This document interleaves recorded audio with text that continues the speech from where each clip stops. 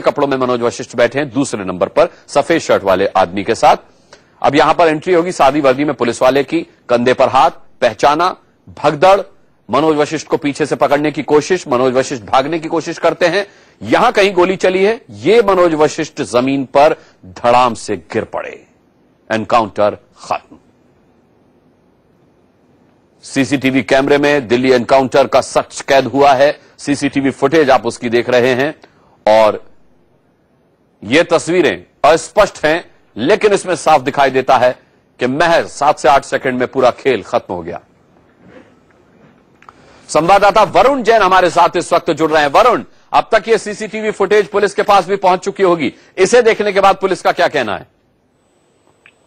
देखिए, बिल्कुल जो सीसीटीवी फुटेज है ये पुलिस के पास भी, दिल्ली पुलिस की स्पेशल सेल के पास भी मौजूद है और जो एसआईटी टीम बनाई है वो सीसीटीवी फुटेज उन्हें भी मिली हुई है। पुलिस शुरू से ही ये दावा कर रही है कि 8 से 10 सेकंड के अंदर ये पूरा खेल हुआ था। जैसे ही दिल्ली पुलिस की स्पेशल सेल की टीम उनके पास पहुंची थी, उन्होंने जो मनोज वशिष्ठ है उसके पास उसके कंधे पर हाथ रखा था और ये बोला था कि पहचाना। उसके बाद ही उसने तुरंत रिएक्ट किया था, मनोज ने उसके गोली चलाई थी। हालांकि पुलिस बार बार ये जरूर कह रही थी कि हमारे पास सीसीटीवी फुटेज जिसमें गोली चलाते हुए साफ दिख रहा है कि जो मनोज है उसने पहली गोली चलाई, लेकिन जो ये सीसीटीवी फुटेज जो भी सामने आई है उसमें ये चीज साफ नहीं है कि पहले गोली किसने चलाई है। हाँ, इतना जरूर है कि पुलिस के अधिकारियों को देखकर जो मनोज है वो एकदम से उसने भागने की कोशिश की, तो कहीं ना कहीं फुटेज से इतना जरूर है कि मनोज ने भागने की कोशिश जरूर की थी, लेकिन गोली पहले कौन चला रहा है वो इस फुटेज में अभी भी साफ नहीं है। जी,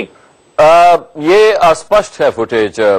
वरुण, लेकिन जिस तरीके से पुलिस ने कहा कि पिस्टल निकाल करके पुलिस वालों पर तान दी मनोज वशिष्ठ ने,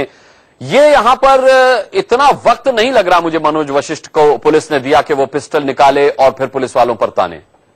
जी हाँ, बिल्कुल अनुराग, जो ये तस्वीरें हैं करीब 8 से 10 सेकंड की ये जो फुटेज नजर आ रही है, इसमें ये साफ दिख रहा है कि दिल्ली पुलिस की स्पेशल सेल के जो लोग हैं वो धीरे धीरे आगे बढ़ रहे हैं और जो मनोज वशिष्ठ है वो अपने साथियों के साथ बैठा हुआ। आपको बता दूं, एक टेबल पर 3 लोग बैठे हैं, मनोज बैठा है, उनके साथ में उनके दोस्त संजय सूद बैठे हैं, एक और शख्स बैठा है और सामने जो उनकी टेबल है उस पर 3 महिलाएं बैठी है। तीनों महिलाएं चेन्नई की रहने वाली थी और फुटेज में साफ नजर आ रहा है जैसे ही सेल के लोग पास पहुंचते हैं मनोज वशिष्ठ के, तभी एकदम भगदड़ सी मच जाती है। मनोज ने वहां से भागने की कोशिश बिल्कुल की है, लेकिन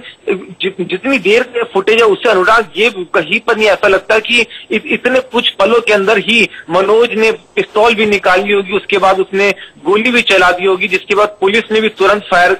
जवाबी कार्रवाई करी और उसके ऊपर गोली चला दी। महज कुछ सेकंड के अंदर ये कैसे संभव है कि कोई पिस्तौल निकाल लेगा, उसके बाद पुलिस वालों के ऊपर गोली चला देगा। हाँ, इतना जरूर साफ है कि स्पेशल सेल के अधिकारियों को देखने के बाद जो मनोज वशिष्ठ है उसने मौके से भागने की कोशिश की। भगदड़ का तो माहौल था, वो हो गया था वहां पे, लेकिन कहीं ना कहीं पुलिस का ये दावा है कि उनके पास और भी फुटेज है, जो क्लियर फुटेज है जिसमें ये नजर आता है कि जो मनोज है उसने पहले पिस्टल निकाली और पुलिस के अधिकारियों पे तान दी, उन पे गोली चलाई, उसके बाद ही काउंटर में पुलिस ने गोली चलाई है। लेकिन इस फुटेज में कहीं भी ऐसा नहीं लगता कि मनोज को मौका भी मिला है कि वो अपनी जेब से पिस्टल निकाल पाए। आप देख सकते हैं तस्वीरों में किस तरीके से जैसे ही सेल के अधिकारी मनोज के पास पहुंचते हैं, मनोज खड़ा होकर भागता है, उसके ऊपर लपक कर जो सेल के जो ऑफिसर है वो उसको नीचे गिरा रहे हैं। यानी कि अगर मनोज नीचे गिर गया था तो उसको वो कब, और पुलिस ने उसको पकड़ लिया था तो उसको कब मौका मिला कि उसने पिस्टल निकाल ली, उसके बाद गोली चला ली। हाँ, भागते हुए जरूर मनोज जो है यहाँ से नजर आ रहा है, पुलिस से बचने की कोशिश कर रहा है, भगदड़ का सवाल है, लेकिन कुछ सेकंड के अंदर कैसे पूरा इंसिडेंट हो गया, क्या अगर पुलिस की जो थ्योरी है उसमें बिल्कुल भी सच्चाई है तो कहीं वो चीज अभी तक इस फुटेज के अंदर फिलहाल वो नजर नहीं आ रहा है कि हाँ मनोज ने पिस्टल निकाली और पुलिस के ऊपर पहले फायर किया है। जी वरुण, आप ठीक कह रहे हैं। अच्छा, दूसरी बात, यहां पुलिस पर इसलिए भी सवाल उठते हैं कि वरुण, आपसे बात करूंगा, क्राइम एडिटर रवि शर्मा इस वक्त हमारे साथ जुड़ रहे हैं। रवि, आपने एक बार नहीं कई बार ये फुटेज देखी होगी, जाहिर सी बात है, यहां इस फुटेज को देखने के बाद आपका आकलन क्या है?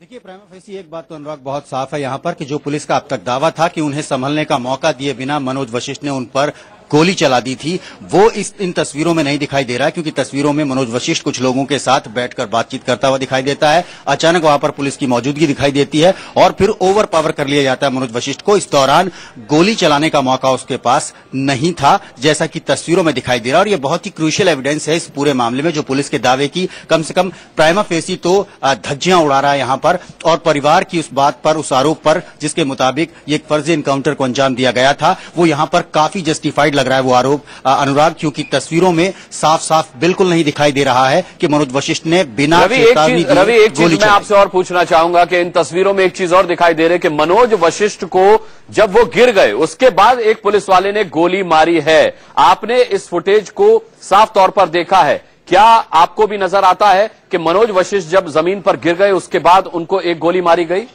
देखिए, उसको कहना बड़ा मुश्किल होगा कि उस समय गोली चलाई गई या पहले ही गोली चल चुकी थी और उसके बाद पीछे से उसे ओवर पावर किया गया, लेकिन ये बात तय है कि पुलिस की ही गोली से उसकी मौत हुई है और इस फैक्ट से पुलिस भी डिनाई नहीं कर रही है। तो अब सवाल बस इतना ही था कि क्या पुलिस ने आत्मरक्षा में ऐसा किया, जो कि इन तस्वीरों में साफ तौर पर दिख रहा है कि ऐसा नहीं है। यानी जाहिर तौर पर दिल्ली पुलिस के लिए एक बड़ी मुश्किल ये सीसीटीवी फुटेज है, जो कि एक सबूत के तौर पर इस्तेमाल होगी और मुझे लगता है कि जल्द ही इस मामले में डिपार्टमेंटल इंक्वायरीज के अलावा सख्त कार्रवाई के निर्देश भी पुलिस हेडक्वार्टर की तरफ से दिए जाएंगे। अनुराग, रवि, एक चीज और, क्या पुलिस पर सवाल इसलिए भी नहीं उठने चाहिए क्योंकि सागर रत्न रेस्टोरेंट एक पब्लिक प्लेस है? क्या पब्लिक प्लेस पर इस तरीके का एनकाउंटर करने से पहले पुलिस को होमवर्क नहीं करना चाहिए था? दूसरी बात, जब मनोज वशिष्ठ को पीछे से पकड़ ही लिया गया था तो फिर पुलिस ने गोली क्यों चलाई? देखिए, बहुत साफ ये बात है कि हमने काफी समय हो गया ये सब कवर करते हुए अनुराग, लेकिन रेस्टोरेंट्स में जहां पर आम लोग मौजूद हो, भीड़ हो, ऐसी जगहों पर इनकाउंटर्स नहीं हुआ करते हैं। और खास तौर पर हम बात करें कि जिस एक्यूज की हम बात कर रहे हैं मनोज वशिष्ठ, वो कोई गैंगस्टर नहीं था, उस पर हत्याओं के मामले नहीं थे, उस पर रंगदारी के मामले नहीं थे और ये आशंका भी नहीं थी कि वो पुलिस पर वार कर सकता है या उसके साथ में कुछ उसके खतरनाक दोस्त हो सकते हैं जो कि पुलिस पर साझा तौर पर हमला कर सकते हैं। और तस्वीरों में भी ऐसा ही दिख रहा था। पुलिस की टीम में 9 से ज्यादा लोग थे, यानी करीब करीब जो सिचुएशन थी वो पूरी तरह से पुलिस के अंडर कंट्रोल थी और बाहर निकलने का मौका दिया जा सकता था। अगर वो मुलाकात हो भी रही थी अंदर तो खत्म भी होनी थी कभी। और आमतौर पर ऐसा ही होता है कि अगर कहीं पर पॉइंट आउट कर लिया जाता है किसी एक्यूज को, किसी पॉइंटेड पर्सन को, तो फिर जहां पर वो होता है उसके आसपास एक ट्रैप बिछाया जाता है कि वो वहां से भाग नहीं सके और लोगों की कैजुअलिटीज के चांसेस कम से कम हो, लोगों को नुकसान पहुंचने के चांसेस कम से कम हो। इस मामले में बड़ा ही हालांकि अनुभवी जो इंस्पेक्टर थे वो लीड कर रहे थे इस टीम को, धर्मेंद्र कुमार, लेकिन और वो पहले भी स्पेशल सेल में इस तरह के कई ऑपरेशंस को अंजाम दे चुके हैं, लीड कर चुके हैं। बाटला हाउस में भी वो रहे थे और उन्होंने काफी प्रमुख भूमिका उसमें उस ऑपरेशन में भी निभाई थी। तो अनुभवी आदमी थे, अनुभवी लीड कर रहे थे और उसके बावजूद इस तरह का यूं कहें कि नौसिखियापन वो कहीं ना कहीं गले नहीं उतरता है। और ये बात कहना कि सागर रत्न के अंदर घुसकर ही उस रेस्टोरेंट के अंदर उसे ओवर पावर करना था और ओवर पावर करने से पहले गोली चलानी थी, गोली भी ऐसी चलानी थी कि सीधी सर पर लगे, कहीं ना कहीं मुश्किल सवाल जो इस पूरी टीम को जिनके जवाब देने पड़ेंगे आने वाले दिनों में। अनुराग, बिल्कुल रवि, यहां सीसीटीवी फुटेज को अगर डिस्क्राइब किया जाए तो संजय वशिष्ठ को अगर 2 गोलियां लगी और एक गोली लगने के बाद वो नीचे गिर गए, तो दूसरी गोली चलाने के पीछे पुलिस की क्या मंशा हो सकती है? देखिए, यही वो सवाल है जो मंशा पर ही सवाल खड़े कर रहा है कि क्या ये वाकई में फेक एनकाउंटर है, जिसे कि हम एक टर्म दिया जाता है फेक एनकाउंटर, जबकि वर्दी का इस्तेमाल करके कत्ल किया जाता है किसी खास मकसद के तहत, किसी